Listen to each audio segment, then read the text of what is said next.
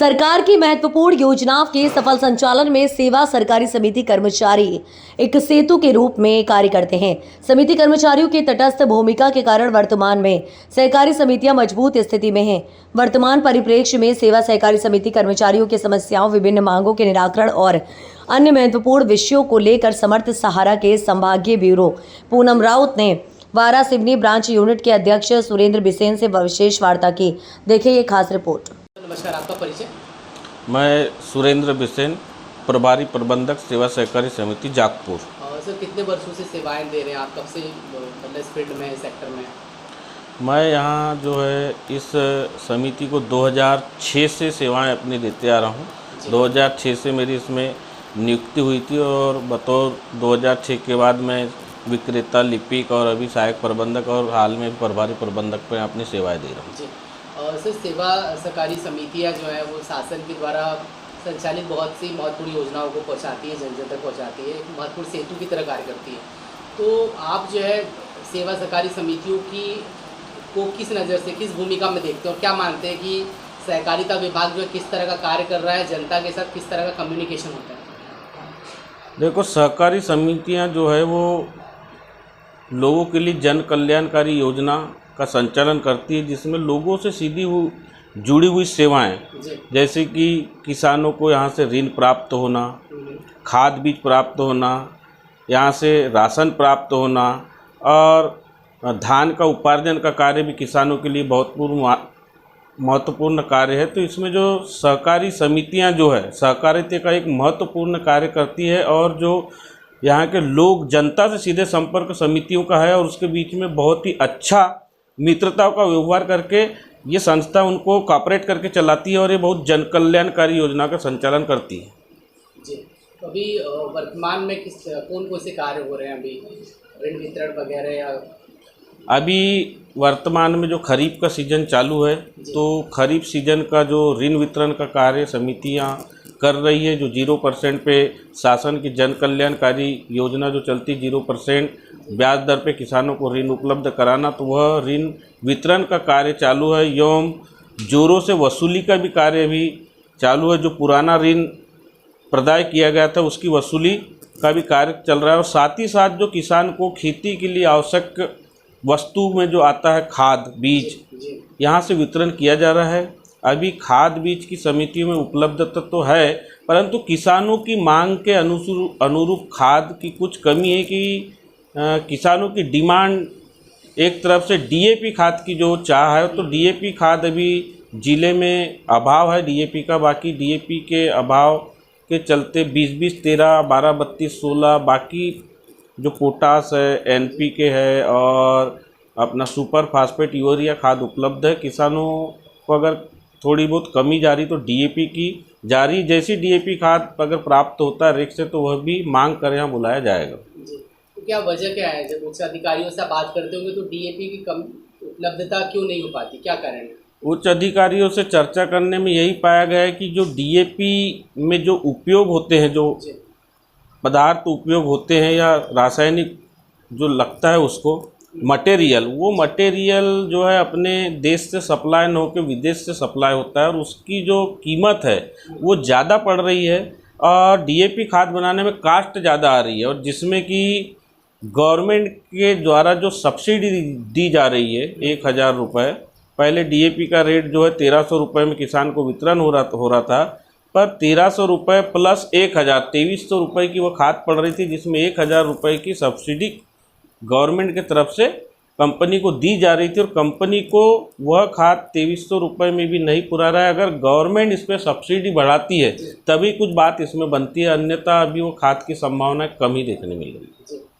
वैसे जी, एक और चीज़ मैं आपसे जानना चाहूँगा, कई बार यह भी जानकारी आती है, बातें आती है कि सहकारी समितियों को कहीं कहीं नुकसान भी हो रहा है, पता चला कि घाटे में चल रही हैं।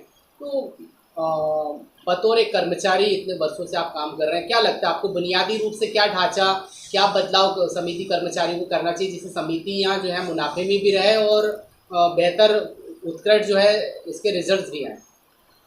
सहकारी समितियों का जो शुरुआत शुरुआती दौर से शुरुआत हुआ है तो केवल उनके पास में ऋण वितरण करना, राशन दुकान चलाना जी और यही महत्वपूर्ण कार्य थे, रासायनिक खाद और ऋण पर। अभी जब सहकारिता का मंत्रालय, एक अलग मंत्रालय बना है, तब से सहकारी समितियों को एक बीपेक्स के नाम से बहुउद्देशीय संस्था से जोड़ रहे हैं कि जिसमें जो भी समिति में नुकसान होता तो नुकसान की पूर्ति की जाए और उसमें नए नए आयाम दिए जा रहे हैं, नए नए उद्योग दिए जा रहे हैं, जिसके अंतर्गत आप सरकारी समिति में पहले आपको जो है दूसरों से परमिशन लेना पड़ता था, आप स्वयं का धंधा अभी सोसाइटियों में कर सकते हैं। जैसे कि स्वयं का उद्योग लगाने में आप पेट्रोल पंप लगा सकते हैं।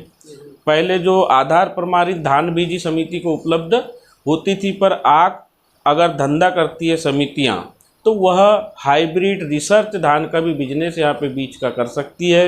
यहाँ पे मेडिकल की भी एक सुविधा आई हुई है कि जो प्रधानमंत्री वाला जो दवाई है, जेनरिक दवाइयाँ, सस्ती दवाइयों का मेडिकल आप चला सकते हैं। आप धर्म कांटा भी लगा सकते हैं। ऐसे उद्योग करके आप ज़्यादा से ज़्यादा इनकम कमा के समितियों की स्थिति को सुधारा जा सकता है। जी। और सर, महासंघ जो है अक्सर अपनी बुनियादी समस्याओं को लेकर, कर्मचारियों की समस्याओं को लेकर अपनी आवाज़ मुखर करता है। अभी कई दिनों से मैं सुन रहा हूँ या जानकारी प्राप्त हो रही है, प्रमोशन की एक बातें आ रही हैं कि भाई यह अधिकार है, काफ़ी 2-4 वर्षों से प्रक्रिया चल रही है, लेकिन अभी भी कर्मचारियों को जो अधिकार है, जो प्रमोशन का फ़ायदा नहीं मिल पाया, इसको लेकर आप क्या सोचते हैं, क्या कहना चाहेंगे? इसको लेकर आप क्या सोचते हैं, क्या कहना चाहेंगे? इसमें जो है मेरे जानकारी में जहाँ तक यह है कि यह प्रक्रिया जो है कि समिति कर्मचारी को केडर में लिया जाए, यह 2019 से प्रक्रिया चालू हुई है, पर आज 2025 तक भी कोई भी समिति कर्मचारी केडर में नहीं जा पाया है। इसमें शासन के द्वारा निर्देश तो जारी किए जाते हैं, पर उसका सही मायने में परिचालन संचालन यहाँ नहीं किया जा रहा है। उसके बाद में प्रक्रिया जो है 19 से लगातार 24 तक चलते आई, तब भी जो है उसमें जो हमारे समिति के सहायक प्रबंधक थे उनको केडर के प्रबंधक बनाए जाने का प्रावधान था। उसमें जांच में पाया गया, उनकी सूची छटी, पात्र अपात्र की घोषणा भी हुई, पर उनकी कहीं ना कहीं भर्तियां नहीं हो पाई। फिर यह दौर दोबारा से जारी किया गया है और उसमें एक नोटिफिकेशन जारी किया गया है कि आपको इस तारीख में यह कार्य की उपलब्धता सुनिश्चित के भर्ती की प्रक्रिया को आगे की रूपरेखा देना है। पर इस बार भी जो है संभाग लेवल से तो निर्देश प्राप्त होते हैं, पर जिलों में उसका कहीं ना कहीं तारीखों के हिसाब से संचालन नहीं कर पाए हैं। उनकी भी अभी जो समय सीमा थी कि पात्र अपात्र की सूची का जो है निर्देशन कर वो चस्पा कर पात्र अपात्र की सूची चस्पा कर देनी चाहिए थी, पर अभी तक के शायद वह भी नहीं हुआ है। यह देरी यह सता रही कुछ कर्मचारियों की कि यह देरी में उनकी कई की जो आयु है वो ओवरेज होते जा रहे हैं। तो अगर ऐसे ही लेट लटी भी चलता है तो हमारे कुछ कर्मचारी भाई भी इससे वंचित हो सकते हैं। तो मैं इस बारे में यही कहूँगा कि जो लोग पात्र हैं उनका जल्दी से जल्द प्रकाशन किया जाए और भर्ती की प्रक्रिया को आगे बढ़ाया जाए। जी, क्योंकि सर बालाघाट जिले की बात है या पूरे प्रदेश में यह प्रक्रिया रुकी हुई है जो प्रमोशन का लाभ मिलना था? अभी प्रक्रिया सब जगह चालू है, पर कहीं भी कोई भी जिले ने अभी भर्ती की प्रक्रिया का पूर्ण तरह वो नहीं किया है और भर्ती किसी की नहीं हुई है किसी भी ज़िले में। जैसे बालाघाट ज़िले में भी काम रुका हुआ है, वैसे ही संपूर्ण ज़िले में काम उसी गति से चल रहा है। जी, एक आखिरी सवाल सर, महासंघ जो है हमेशा अपने उद्देश्यों को लेकर सजग रहता है, कर्मचारियों की आवाज़ उठाता रहता है। आप चूँकि खुद भी कार्यकारिणी में क्या सोचते हैं अभी सहकारिता कर्मचारियों के लिए? क्या चूँकि प्रदेश के मुख्यमंत्री डॉक्टर मोहन यादव जी है, संवेदनशील मुख्यमंत्री, क्या अपेक्षा करते हैं आप उनसे? महासंघ के आह्वान पे सरकार से हमारी आप लोगों से आप लोग जान परिचित रहें उससे, क्योंकि जब भी हमारा महासंघ कोई भी स्टेक करता है तो आप लोगों का वहाँ सहयोग प्राप्त होता है, तो आपको तो ज्ञात ही है।